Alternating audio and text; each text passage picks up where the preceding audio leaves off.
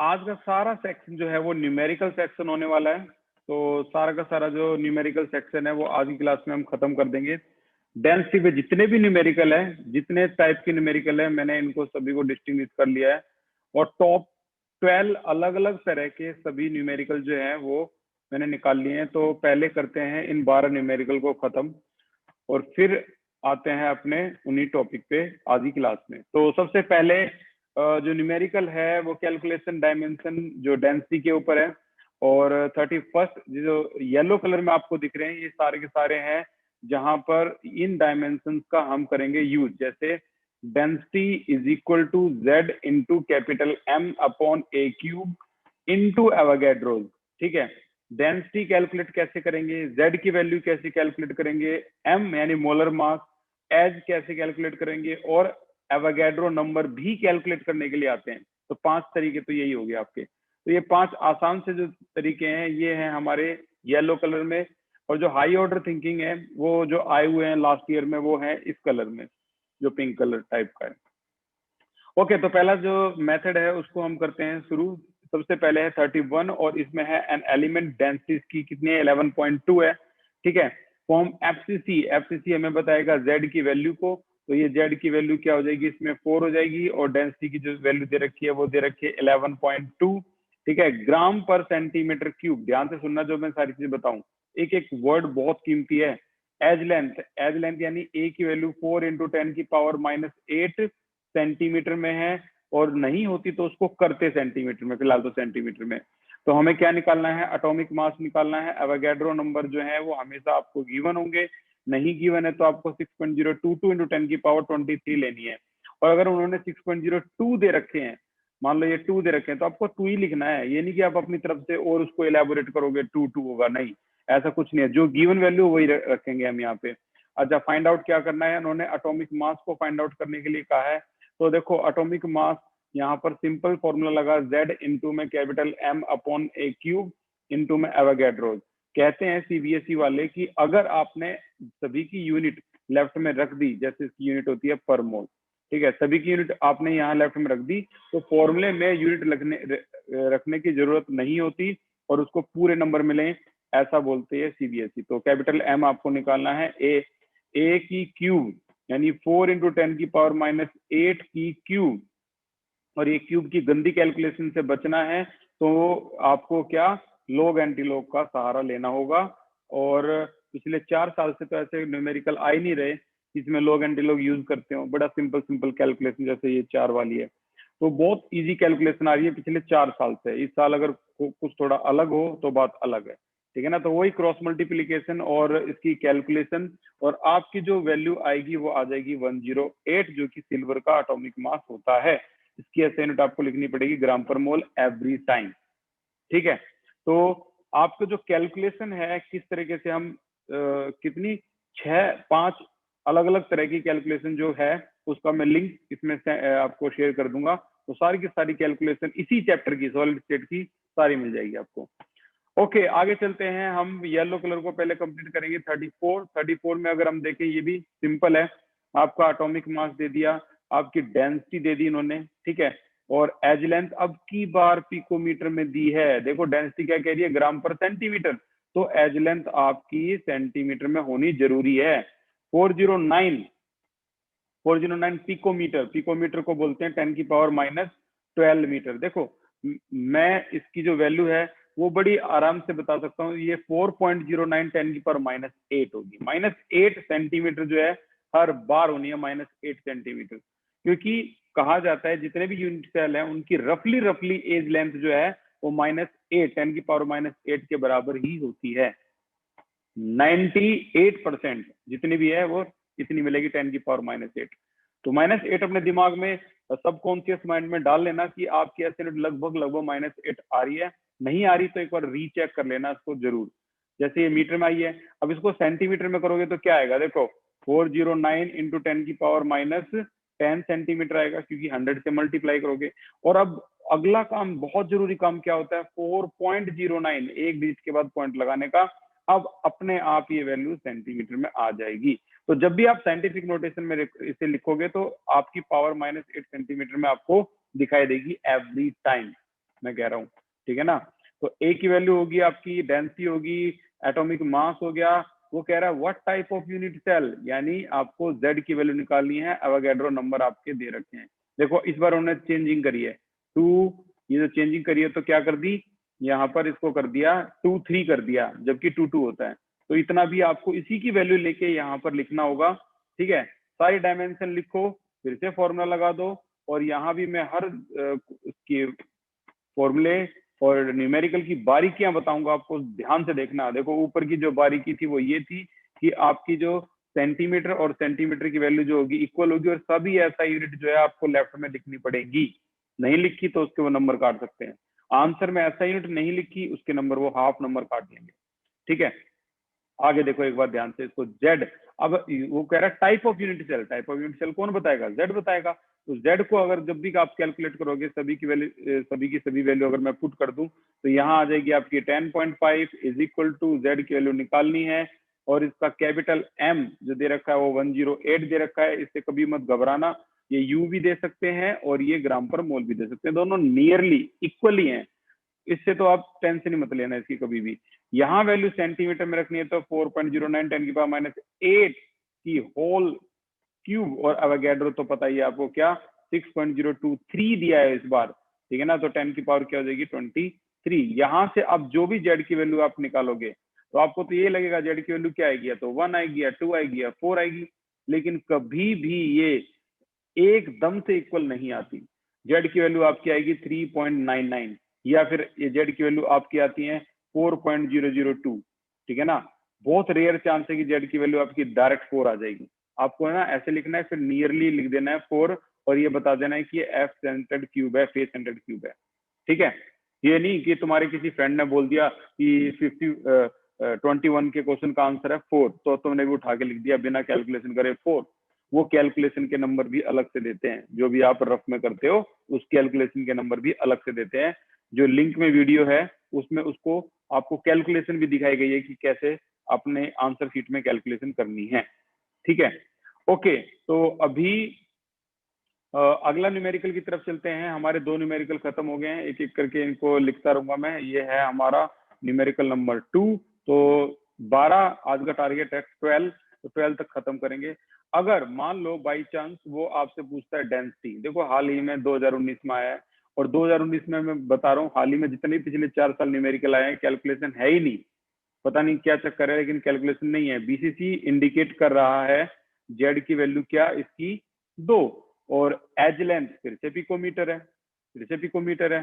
तो ए is equal to 300 picometre है ना। मैं इसको डायरेक्ट भी लिख सकता हूँ, ये 3.0 10⁻⁸ सेंटीमीटर ही आएगा, चाहे तुम कर लो। पिकोमीटर को पहले 12 मीटर, फिर सेंटीमीटर, फिर साइंटिफिक नोटेशन, एंड में आप यहीं आगे रुक जाओगे। तो ये इसकी जो वैल्यू है वो लगभग हर बार ऐसे ही आएगी। इसकी डेंसिटी आपको निकालनी है, और एटॉमिक मास दे रखा है यहाँ पर इस बार कितना 52, और यहाँ पर जो एवोगैड्रो है ये आपका नॉर्मल दे रखा है। तो नॉर्मल डेंसिटी निकालनी है, डेंसिटी इज इक्वल टू क्या आएगी, Z into capital M A cube into Avogadro's. और सभी वैल्यू जो अभी भी मैंने बताई है, बीसीसी की 2 है वगैरह वगैरह सारी अगर आप पुट करोगे तो यहाँ 39, क्वेश्चन नंबर 39 का जो आंसर है वो आ जाएगा आपका 6.39। तो ये 6.39 क्या ग्राम पर सेंटीमीटर क्यूब, क्योंकि ये डेंसिटी है, ठीक है। अच्छा, और अगर हम आगे चलें तो इसमें है एक क्वेश्चन, ये iron has a body centred cube, ये बीसीसी था है, तो भाई जाहिर सी बात है जेड की वैल्यू क्या हो जाएगी 2। ये क्वेश्चन नंबर वो 3 था, ये 4 है हमारी लिस्ट का, हमारी जो हमें 12 क्वेश्चन कंप्लीट करने। डायमेंशन इसकी कमाल की है, इसकी सेल डायमेंशन बोल दी। सेल डायमेंशन कुछ नहीं होता, एज होती है, और ये 286.65 पिकोमीटर, 286.65 पिकोमीटर है। तो इसको अगर आप चेंज करोगे तो वही यार 2.8665 इंटू 10⁻⁻8 सेंटीमीटर। राउंड ऑफ करना हो तो 5 है तो राउंड ऑफ कर लो 6, क्योंकि इवन है तो ये यही रहेगा 2.866 10⁻⁸ सेंटीमीटर, ठीक है। और बाकी जो वैल्यू है ऊपर क्या दे रखी है इन्होंने, एवोगैड्रो नंबर निकालिए। एटॉमिक मास अगर क्या है इसका 56 है, तो एटॉमिक मास इसका 56 दे रखा है इन्होंने। 56 आप चाहो तो ग्राम पर मोल लिख सकते हो, नो डाउट गलत नहीं होगा। ठीक है, तो डेंसिटी इज इक्वल टू क्या हो जाएगी, Z into capital M upon ए क्यूब इंटू एवोगैड्रोस। तो हम जेड कैलकुलेट कर चुके हैं, हम डेंसिटी कैलकुलेट कर चुके हैं, हम मास कैलकुलेट कर चुके हैं। अब हम कर रहे हैं क्या, एवोगैड्रो नंबर कैलकुलेट। तो एवोगैड्रो नंबर भी दिमाग में बच्चों के एक छवि है कि वो टीचर्स को बेवकूफ बना देंगे और वो लिख देंगे एवोगैड्रो, हमारा आंसर तो सर ये आ गया। क्यों, सभी को पता है ना एवोगैड्रो नंबर इतना ही होता है, आंसर ऐसा कभी भी नहीं आता।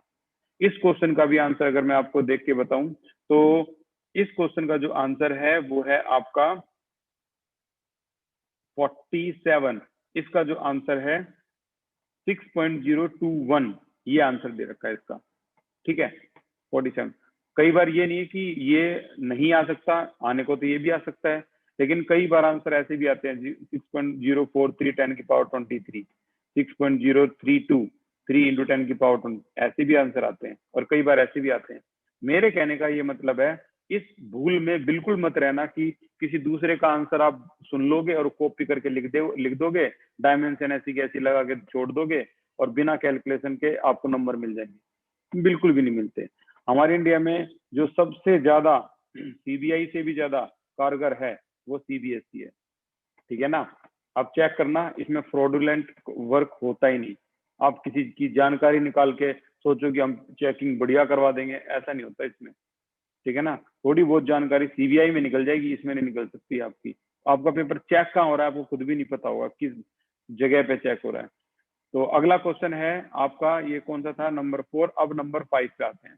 नंबर 5 है डेंसिटी दे रखी है। ओके, डेंसिटी है, फेस सेंटर्ड क्यूब है तो जेड की वैल्यू भी है जिसे हम रैंक बोलते हैं, एटॉमिक मास भी है। ओके, यहाँ देखो, यहाँ ध्यान देने वाली बात है 6.02 ही है, अब 22 भी नहीं है, तो यही लेनी है हमें। ठीक है ना, ये वैल्यू लेनी है।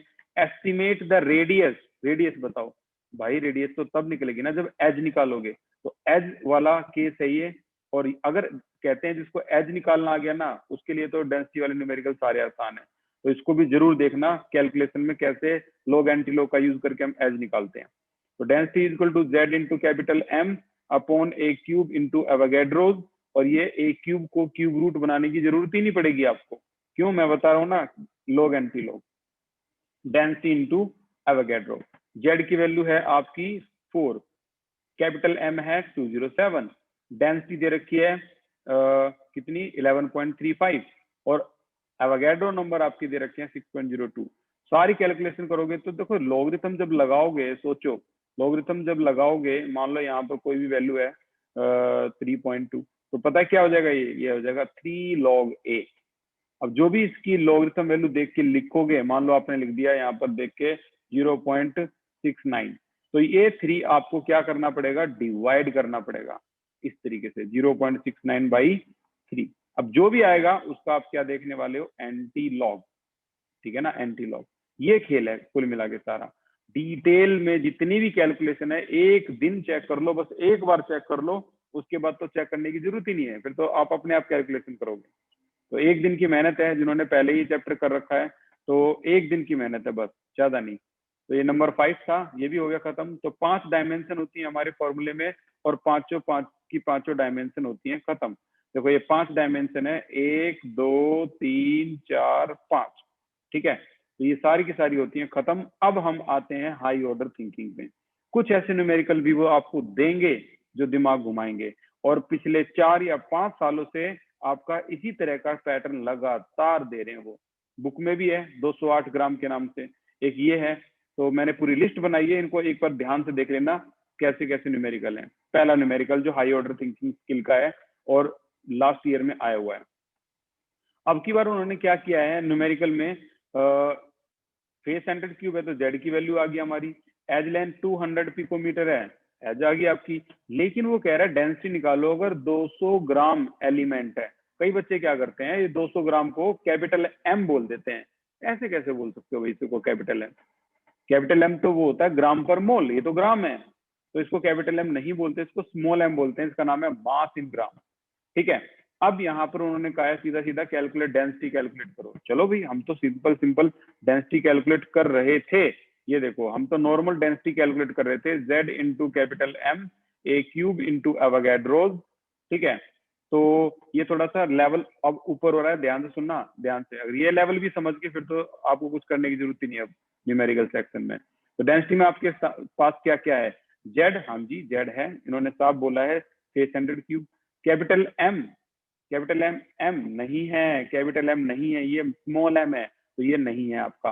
अच्छा एज है, हाँ जी एज है 200 पिकोमीटर, तो आप इसको पता है क्या लिख सकते हो, यू नो वेरी वेल, अब तो प्रैक्टिस हो ही गई होगी। 2.0 10⁻⁸ सेंटीमीटर, अब चाहो तो करके देख लो, ठीक है। तो -8 सेंटीमीटर अभी भी चल रहा है। एवोगैड्रो बिल्कुल दिया हुआ है, एवोगैड्रो ये रहा, एवोगैड्रो नंबर इसमें नहीं है गिवन, लेकिन आप 6.02 10⁻23 लगा सकते हो। तो कुल मिला के यहाँ पर कैपिटल एम नहीं है एक, बाकी सारी वैल्यू है। चलो तो फिर कैपिटल एम नहीं है तो तब तक तो डेंसिटी निकलेगी नहीं ना। तो कैपिटल एम निकालने के लिए small M upon capital M is equal to given atomic number upon में एवोगैड्रोस, ये फॉर्मूला है मोल कॉन्सेप्ट का। मोल ये भी होता है, मोल ये भी, नंबर ऑफ मोल ये भी होता है, ये भी होता है, दोनों को इक्वल कर दो। मास इन ग्राम 200, कैपिटल एम निकालना है। गिवन पार्टिकल्स जो हैं वो कितने दे रखे हैं? 24 10⁻24 इंटू 10⁻23। गिवन पार्टिकल ये कितने होते हैं? 6.02 टू 10⁻23। आफ्टर क्रॉस मल्टीप्लीकेशन आपका कैपिटल एम आ गया, और जो भी कैपिटल एम आया यहाँ डाल दो, आपकी डेंसिटी आ गई। तो फाइनली क्वेश्चन नंबर 6 की जो डेंसिटी इसकी जो आएगी, ये देखो ये गिवन पार्टिकल्स हैं, राइट। तो इस 33 की जो इसका जो प्रॉपर आंसर आएगा डेंसिटी का, वो मैं लिख देता हूं। ये आंसर आएगा आपका 41.6 ग्राम पर सेंटीमीटर क्यूब, लगाना मत भूलना। क्लियर, खत्म। और आगे चलते हैं। पिंक कलर 38 में कहा है उन्होंने, ये फेस सेंटर्ड क्यूब है, जेड की वैल्यू पता है, एच भी पता होगी आपको, डेंसिटी भी दे रखी है इन्होंने, और अब वो कह रहे हैं कैलकुलेट करो नंबर ऑफ एटम, यानी गिवन पार्टिकल N0 कैलकुलेट करने, राइट। तो यहाँ पर हमें, चलो हम ये कैलकुलेट करने के लिए निकले, N0 कैलकुलेट करने के लिए निकले, मास इन ग्राम 108 था। तो क्या समस्याओं का सामना करना पड़ेगा भाई? समस्या कुछ ये सामना करना पड़ेगा, यहां कर देता हूं मैं इसको। देखो हम इसको कैलकुलेट करने के लिए निकले, N0 हमें ये निकालना है, डिवाइड बाई एवोगैड्रो। तो स्मॉल एम कितना दे रखा है? 108। कैपिटल एम का कोई अता पता नहीं है, और एवोगैड्रो तो सभी को पता है 6.02 टू 10⁻23। तो कुल मिला के कैपिटल एम का अता पता नहीं है इसमें। ये नहीं कि तुम उठा के लिख दोगे 108 ग्राम, हो गया, गलत हो गया अब ये 108 ग्राम का मतलब, ठीक है। तो कैपिटल एम नहीं है। अब जो कैपिटल एम नहीं है वो हमें डेंसिटी वाला फॉर्मूला देगा। तो डेंसिटी इज इक्वल टू क्या है? Z into capital M A cube into Avogadro's. एक एक करके देखो, इसको छोड़कर कौन कौन सी वैल्यू हमारे को दे रखी है। क्या क्वेश्चन में डेंसिटी दे रखी है? हाँ जी 10.8 है, ये दे रखी है। जेड, हाँ जी ये फेस सेंटर्ड क्यूब है। एज बिल्कुल दे रखी है, 300 पिकोमीटर है ये रही। एवोगैड्रो बिल्कुल दे रखे हैं, तो निकल गया ऊपर से एम। जो भी एम ऊपर से निकला उसको यहाँ पुट कर दो सीधा सीधा, ठीक है। और जैसे यहाँ पुट करा, आपका क्रॉस मल्टीप्लीकेशन करके N0 की वैल्यू आ गई। इस क्वेश्चन के लिए N0 की वैल्यू है, जो N0 की वैल्यू है, वैसे तो इसका जो आंसर शीट है ये भी मैं आपको सेंड कर दूंगा। N0 आता है आपका 14.8 इंटू 10⁻23, ये आएगा इसका N0। मेथड ये रहा, कॉन्सेप्ट के लिए ही हम न्यूमेरिकल्स को देख रहे हैं आज की क्लास में। अगला है हमारा नेक्स्ट क्वेश्चन, इसके बाद 40, ये है 40। तो 40 जो कि नंबर 7 पे है, एलिमेंट X है कोई जिसका एटॉमिक मास 40 है, no problem, face centred cube, तो Z की वैल्यू आ गई। अच्छा एच की वैल्यू भी बहुत आसान है, 400 पिकोमीटर। डेंसिटी जो दे रखी है कैलकुलेट करनी है हमें, और नंबर ऑफ यूनिट सेल इन 4 ग्राम में भी कैलकुलेट करने हैं। दो चीजें कैलकुलेट करनी है, एक तो नंबर ऑफ यूनिट सेल भी निकालने, 4 ग्राम में कितने होंगे, और एक डेंसिटी निकालनी है। तो डेंसिटी तो यार बड़ा सिंपल हो जाएगा, ये density is equal to Z into capital M A cube into Avogadro's again. तो Z की वैल्यू भी गिवन है, कैपिटल एम भी आप देख लो, ये रहा गिवन है, कैपिटल एम 40 है, ठीक है। और 400 इसका एज है तो उसको आपको पता है क्या करना है, 4 इंटू 10 की पावर क्या हो जाएगी, ये 4 इंटू 10 की पावर अगेन -8 सेंटीमीटर। एवोगैड्रो बिल्कुल गिवन है, ये देखो ये रहा 6.02 टू 10 की पावर 23, ये भी गिवन है। तो कुल मिला के ये बात क्लियर है कि यहाँ से डेंसिटी बिना किसी एफर्ट के आराम से निकली पड़ी है।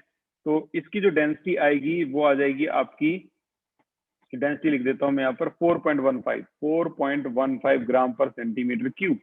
अब अगला क्वेश्चन शुरू होता है कि इसमें यूनिट सेल कितने होंगे। भाई यूनिट सेल बताओ, नंबर ऑफ यूनिट सेल। तो 4 ग्राम में पूछे ना नंबर ऑफ यूनिट सेल, तो नंबर ऑफ यूनिट सेल निकालना तभी आसान होगा यार जब आप कम से कम 4 ग्राम में ये निकाल लो नंबर ऑफ एटम कितने हैं 4 ग्राम में। देखो 4 ग्राम में है तो यहाँ पर सॉरी ये वैल्यू हो जाएगी 4, मोलर मास इसका 40 दे रखा है। ये आपको नंबर ऑफ एटम 4 ग्राम में निकालने हैं। एवोगैड्रो तो सभी को पता है यही होता है 2 टू 10 की पावर 23। तो यहाँ से नंबर ऑफ पार्टिकल आपके आ जाएंगे, और जो कि नंबर ऑफ पार्टिकल हैं इस क्वेश्चन के लिए वो है नंबर ऑफ पार्टिकल्स। ओके, तो ये आगे आपके नंबर ऑफ पार्टिकल्स की कैलकुलेशन भी उन्होंने कंबाइंड दे रखी है। जो भी नंबर ऑफ पार्टिकल आएंगे 10 की पावर 23, मान लो 4.87, ये आगे नंबर ऑफ पार्टिकल्स, ठीक है, ये नंबर ऑफ पार्टिकल्स आगे। अब वो कह रहा है यूनिट सेल बताओ।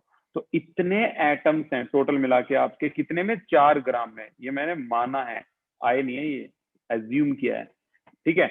अब देखो फेस सेंटर्ड क्यूब है, ये कौन सा सेंटर्ड क्यूब है, ये फेस सेंटर्ड क्यूब है। तो फेस सेंटर्ड क्यूब में हम बोल सकते हैं कि 4 एटम कंबाइन होते हैं तब बनाता है एक यूनिट सेल, राइट।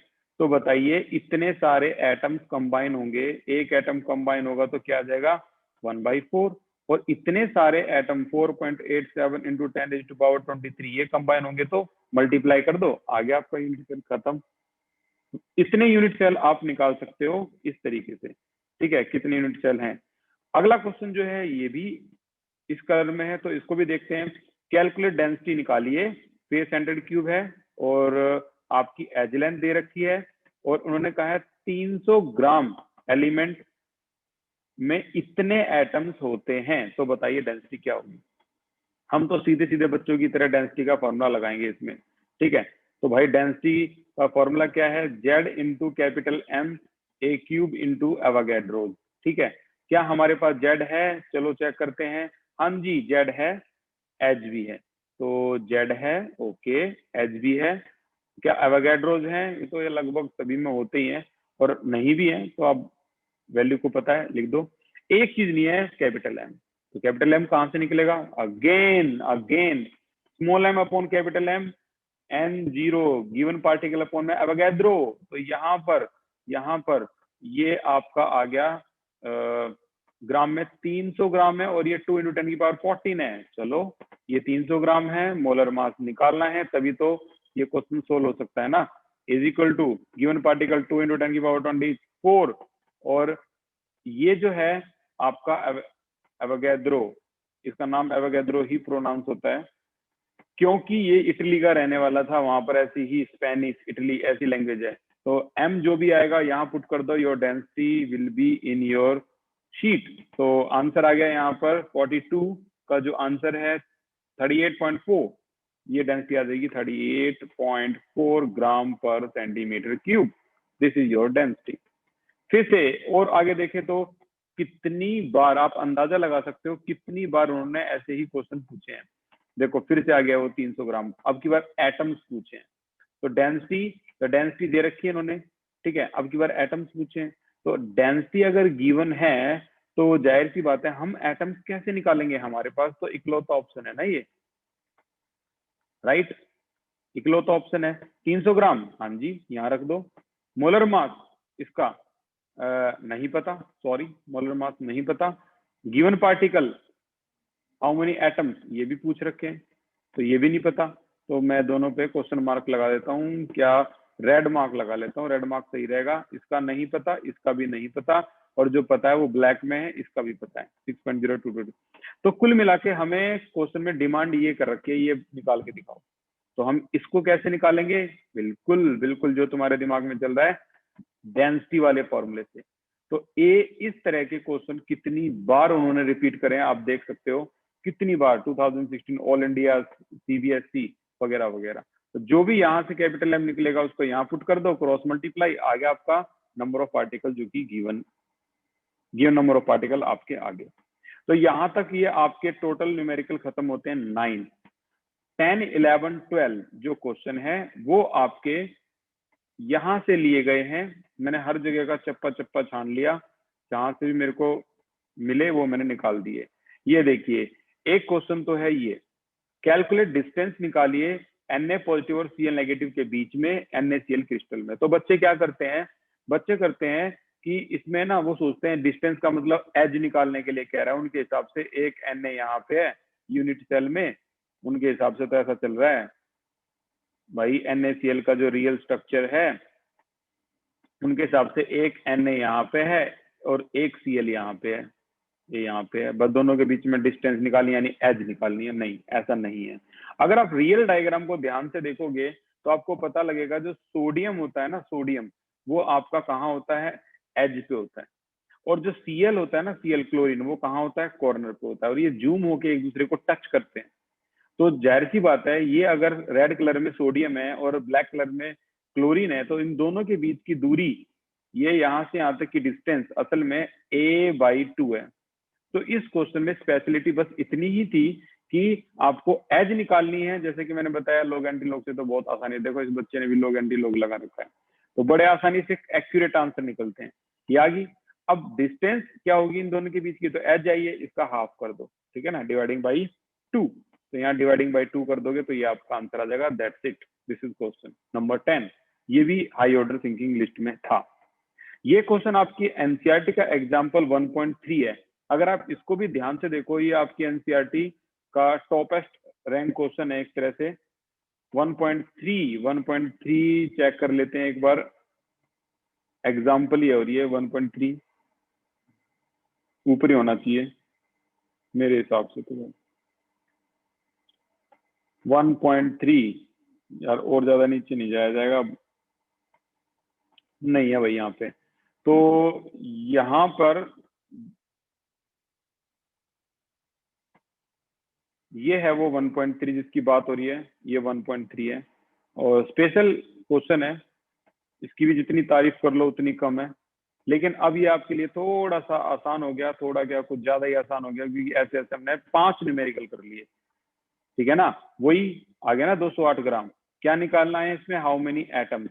एटम्स हम कैसे निकाल सकते हैं, small m upon capital M is equal to given number of particle upon में एवोगैड्रो, ठीक है। अब यहाँ पर मास इन ग्राम जो है वो दे रखा है 208 है, ये कैपिटल M का कोई अता पता नहीं है, ये तो निकालना ही है। तो फिर से दोनों रेड कलर में हो गए, तो लास्ट क्वेश्चन जैसा ही हो गया। ये तो पता ही है, ये तो पता ही है आपका, ठीक है ना। तो ये और ये तो पता है, बट ये पता नहीं है, तो M कैसे निकालेंगे, डेंसिटी वाले फॉर्मूले से, तो आपके एटम्स निकल जाएंगे। तो density Z into capital M upon ए क्यूब इंटू एवोगैड्रो, सारी वैल्यू दे रखी, क्लियर, ठीक है। तो यहां तक का आपका ये पोर्शन होता है क्लियर। अब हमारा एक ही न्यूमेरिकल रहता है, उसको भी हम जल्दी से देख लेते हैं ताकि आज का हमारा टारगेट हो खत्म। एक न्यूमेरिकल नेबरिंग मतलब पड़ोसी से रिलेटेड है और वो ये है, सोडियम का बीसीसी स्ट्रक्चर है, नो प्रॉब्लम, जेड की वैल्यू आपकी 2 आ गई। विद नियरेस्ट नेबर, ये नियरेस्ट नेबर के नाम से बड़ा पॉपुलर क्वेश्चन है भाई। नियरेस्ट नेबर यानी सोडियम अगर बॉडी सेंटर्ड है तो जाहिर सी बात है एक सोडियम बॉडी में है और बाकी पूरा ही सोडियम का बना हुआ है, तो एज पे भी कॉर्नर पे भी सोडियम है। तो यहाँ से ये जो बॉडी वाला एटम है सोडियम का, ये वाला, वो दोनों से टच में है। तो मुझे सिर्फ चैट सेक्शन में जल्दी से बताओ कि बॉडी डायगोनल क्या होता है। अगर आपने बता दिया गेम ओवर हो गया यहीं पे ही। बॉडी डायगोनल क्या होगा बताइए चैट सेक्शन में जल्दी से, बॉडी डायगोनल किसके इक्वल होता है। क्या बात है खुशी, वेरी गुड, क्या बात है जतिन, आप में आपके पास रूट का भी ऑप्शन है। अंजलि वेरी गुड, आंसर है √3a, यही होता है बॉडी डायगोनल। अब बॉडी डायगोनल तो ठीक है, लेकिन वो नियरेस्ट नेबर यानी पास वाला पड़ोसी कितनी दूरी पर होगा यार, यहाँ से इसके सेंटर से लेकर बीच वाले एटम के सेंटर की दूरी को तो पड़ोसी की दूरी बोलेंगे ना। नियरेस्ट नेबर, तो जाहिर सी बात है √3/2 को आप नियरेस्ट नेबर बोलोगे। और इसकी डिस्टेंस क्वेश्चन में दे रखी है कितनी, 365.9 पिकोमीटर। तो यहाँ से आप क्या निकाल सकते हो, कुल मिला के एज निकाल सकते हो।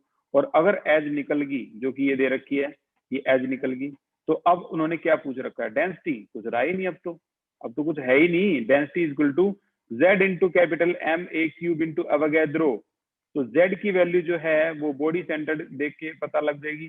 कैपिटल M सोडियम, देखो कितनी हिडन चीज दे रखी है।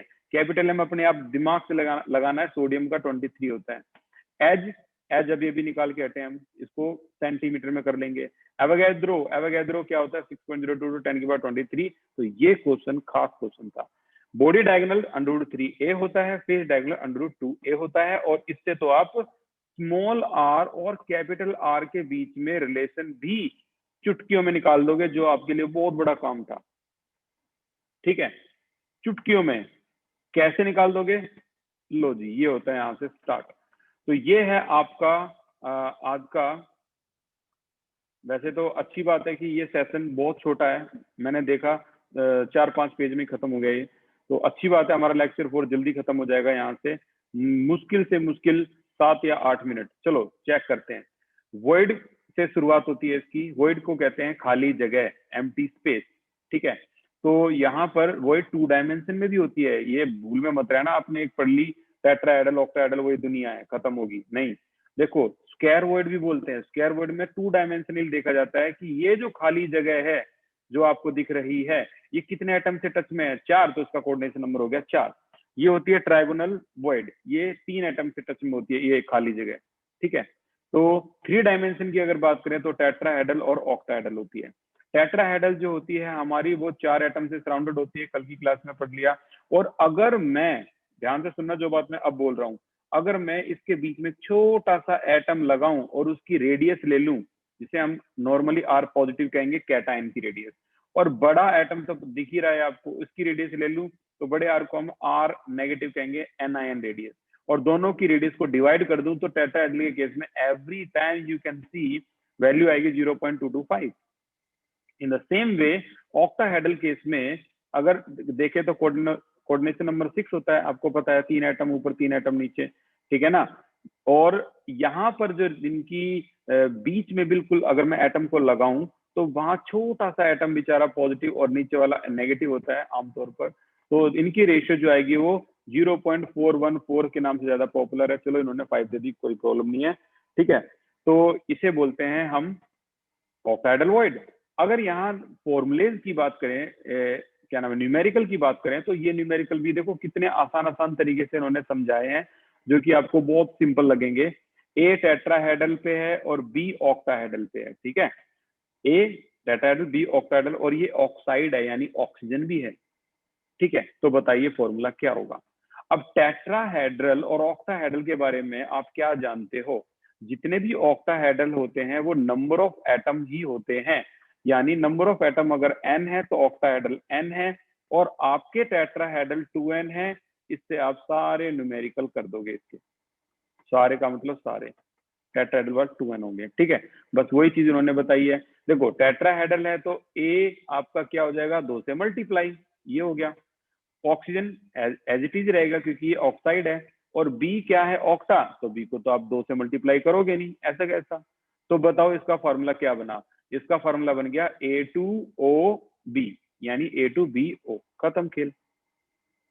इन द सेम वे अगर मैं इस क्वेश्चन को देखूं तो with respect to oxygen, oxygen है यहाँ पे बीच में, देखो ऑक्सीजन लगा रखा है, और कह रहा है 60% टेट्राहेड्रल वॉइड है ए, ठीक है ना, और बी की जितनी है वो 80% है। चलो ठीक है, हम एक काम करेंगे, 60% टेट्राहेड्रल क्या होता है, 2a, क्योंकि वो ट्वाइस होता है, तो ये ट्वाइस है इसका 60%।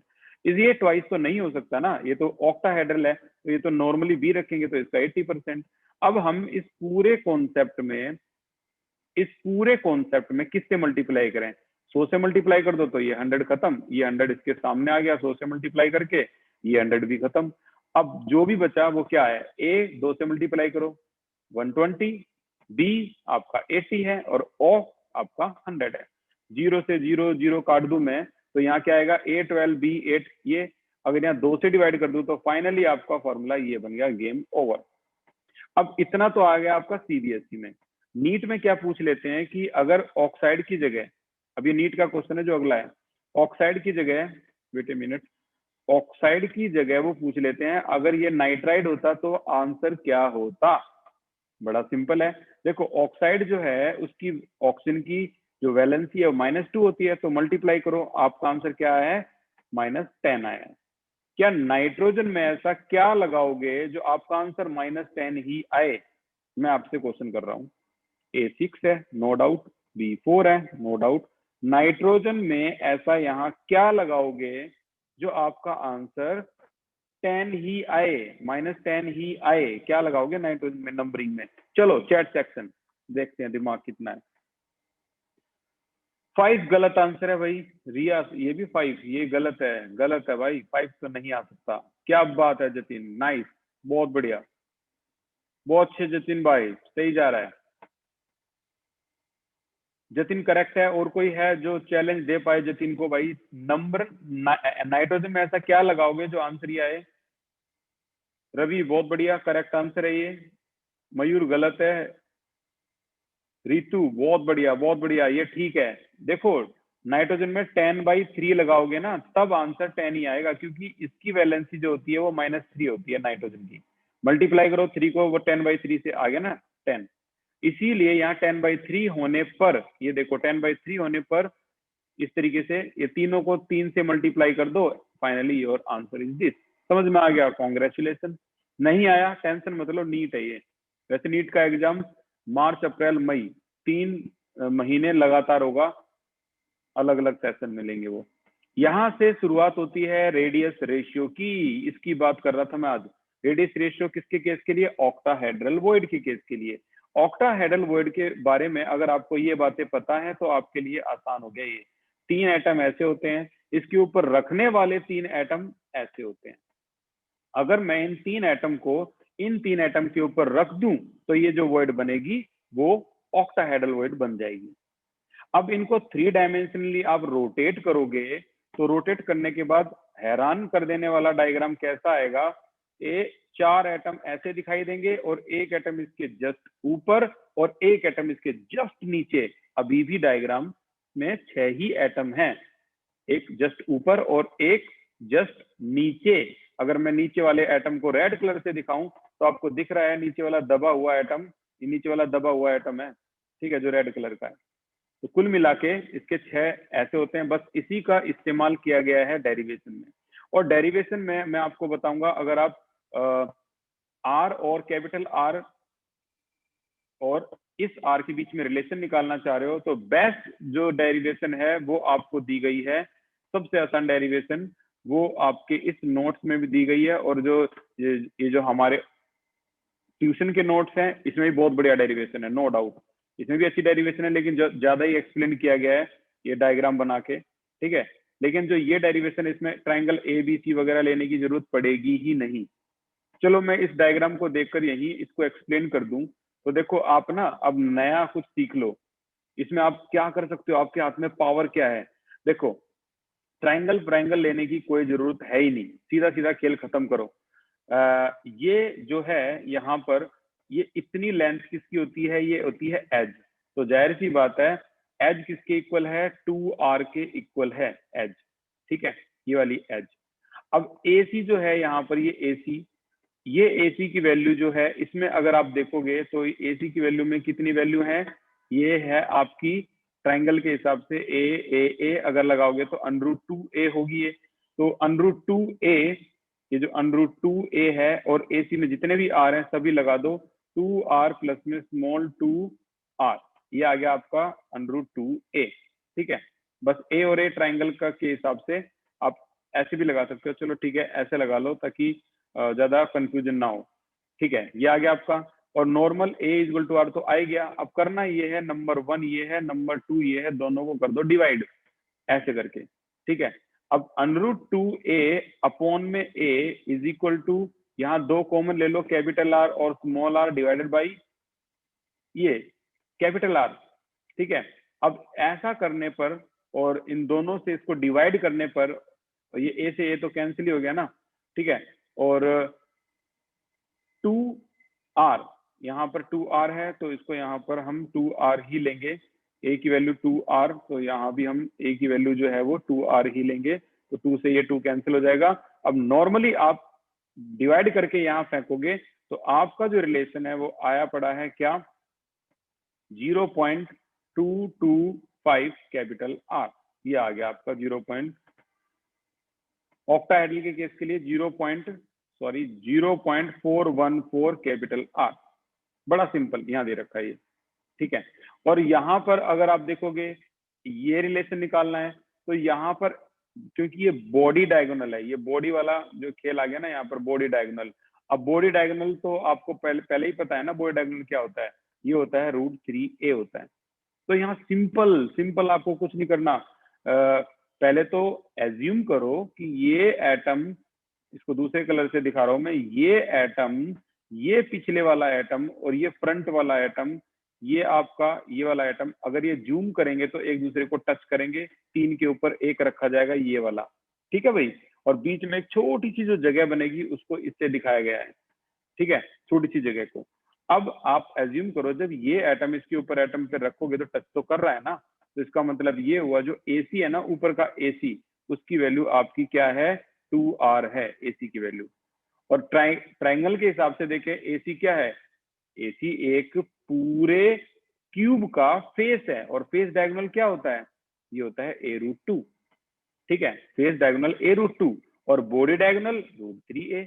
बस इतना यूज किया गया है इन्होंने और कर दिया खेल खत्म, बड़ा सिंपल वे में। देखो फेस डायगोनल ऐसे लिखोगे आप, फेस डायगोनल तो ये हो जाएगा आपका क्या, √2a, और √2a में ये एटम आपस में टच करेंगे तो इज इक्वल टू हो जाएंगे क्या, 2 कैपिटल R।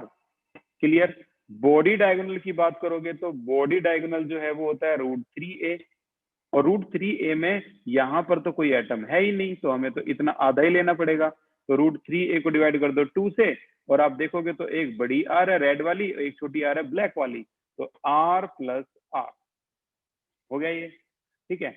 अब आपको करना क्या है कि ये जो 2 है इसको आप इससे यहाँ डिवाइड कर दो ताकि कैलकुलेशन आसान हो जाए, और कुछ नहीं, ये 2 यहाँ रख दो, ये यहाँ से हटा दो। अब ये इक्वेशन नंबर 1 है, ये 2 है, बस 2 को 1 से कर दो डिवाइड और गेम हो गया खत्म, आ गया आंसर आपका। बस 2 को 1 से डिवाइड कर दो, खेल खत्म। देखो आगे ना वही कैलकुलेशन, 2 को 1 से डिवाइड करते के साथ सेम वही कैलकुलेशन जो हमने अभी अभी यहाँ देखी है, सेम वही। थोड़ा सा आगे जाओगे तो आपको सीधा सीधा आंसर समझ में आ जाएगा, R = 0.225 R, ठीक है। तो ये यहाँ तक आप ऐसे कर सकते हो। अगर आप इस वाले टॉपर की नोटबुक को देखो तो इसने बहुत बढ़िया तरीके से यही पैटर्न अपनाया है अपना दोनों को करने का। टेट्राहेड्रल और टेट्राहेड्रल के केस के लिए इसने देखो यही बोला है, फेस डायगोनल जो होता है वो √2a होता है, बस इसको कर दिया इसके इक्वल, और इसमें कह दिया बॉडी डायगोनल जो होता है √3a, इसको कर दिया इसने इसके इक्वल R + R के इक्वल, ठीक है। अब क्योंकि ये पूरा नहीं है तो हाफ लिया है, इसलिए अब डिवाइड कर दो, खेल खत्म, आपका आंसर आ गया ये। तो इतना परेशान होना, ट्रायंगल में उलझना से अच्छा है आप ये कर सकते हो, नंबर आपको उतने ही मिलने हैं, नो डाउट, ठीक है। यहाँ पर अगर देखा जाए तो डायगोनल जो है, ये वाले डायगोनल की बात हो रही है यहाँ पर, और ये डायगोनल √2a है। अब इसी से ही इन्होंने आंसर निकाल दिया, क्योंकि डायगोनल तो ये भी हो सकता है ना, बड़ी R, छोटी R, ये भी हो गया। बस दोनों को इक्वल कर दिया, यहाँ लिख दिया a = 2R, ये रहा आपका, डिवाइड कर दिया, आंसर आ गया। हम क्या होते हैं, हम फंसे हुए हैं, हम ट्राइंगल्स में फंसे हुए हैं, A B C लेना जरूरी है, फिर दिखाओ उसको, ठीक है। अगर आपको वो समझ में आ रहा है तो आप वो कर सकते हो, नहीं तो आप ये भी कर सकते हो। तो उम्मीद है ये यहाँ तक की क्लास होती है आज खत्म, समझ में आई होगी आपको क्लास। लिंक मैं जो शेयर करूंगा उसमें आप इसी चैप्टर की इन्हीं कैलकुलेशन, न्यूमेरिकल्स की कैलकुलेशन को समझ सकते हो, लॉग एंटी लॉग से। तो thank you so much for the class, take care.